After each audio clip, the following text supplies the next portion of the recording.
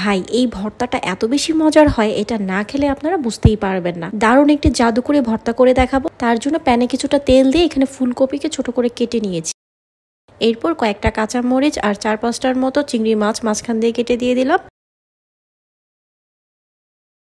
সেই সাথে রসুনের কোয়া দিয়ে দিচ্ছি 1/4 কাপ। হাফ চা চামচের মতো হলুদ গুঁড়া দিয়ে সবকিছুকে নেড়ে চেড়ে কিছুক্ষণ আমি ভেজে নিয়েছি। এই ফুলকপির সিজনে খুবই মজার এই ভর্তাটা আপনারা একবার হলেও ট্রাই করে দেখবেন বাসায়। এরপর এখানে 2 টেবিল চামচের মতো পেঁয়াজ কুচি আর দিয়ে দিচ্ছি হাফ কাপ পরিমাণ পেঁয়াজের কলি। স্বাদ মতো কিছুটা লবণ দিয়ে দিব।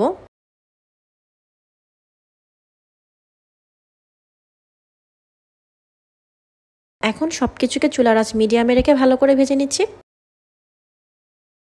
এইভাবে ভাজতে ভাজতেই কিন্তু এটা পারফেক্টলি সেদ্ধ হয়ে যাবে। সবজিগুলোকে একদম ভাজা ভাজা করে নিয়েছি। এখন চুলা থেকে নামিয়ে একটি ব্লেন্ডার জগে নিয়ে নিলাম। হালকা কিছুটা ঠান্ডা করে নিয়ে এগুলোকে আমি পেস্ট করে নেব।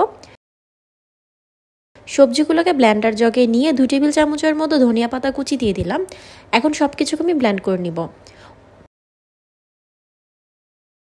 চুলায় সামান্য একটু তেল দিয়ে এখানে 1 চা চামচের মতো কালো জিরা দিয়েছি।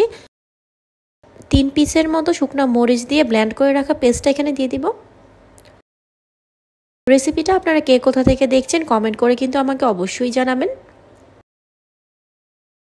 এখন এটাকে তেলের সাথে আমি কয়েক মিনিট এইভাবে নেড়েচেড়ে ভেজে নেব। চুলার আঁচটা এই পর্যায়ে লো থেকে মিডিয়ামে আছে। গরম ভাত দিয়ে খেতে এটা যে কি পরিমাণ মজার হয় আপনারা এইভাবে বানিয়ে দেখবেন।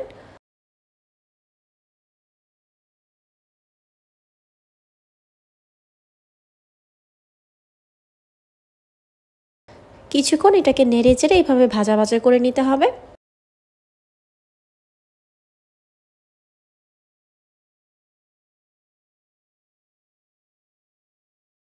ভর্তাটা হয়ে গিয়েছে। এখন চুলা থেকে নামিয়ে এটাকে আমি সার্ভ করে নিব। এই একটা ভর্তা দিয়েই আপনারা কয়েক প্লেট ভাত খেয়ে নিতে পারবেন, এটা এত বেশি মজার হয়।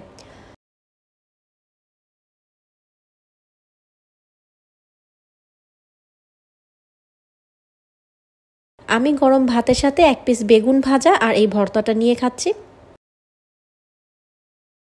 ফুলকপির দারুণ মজার এই ভর্তার রেসিপিটা আপনাদের কাছে কেমন লেগেছে কমেন্ট করে আমাকে কিন্তু অবশ্যই জানাবেন। এমন সব মজার আর নতুন রেসিপি পেতে আমাদের ফেসবুক পেজটা ফলো করে রাখতে পারেন।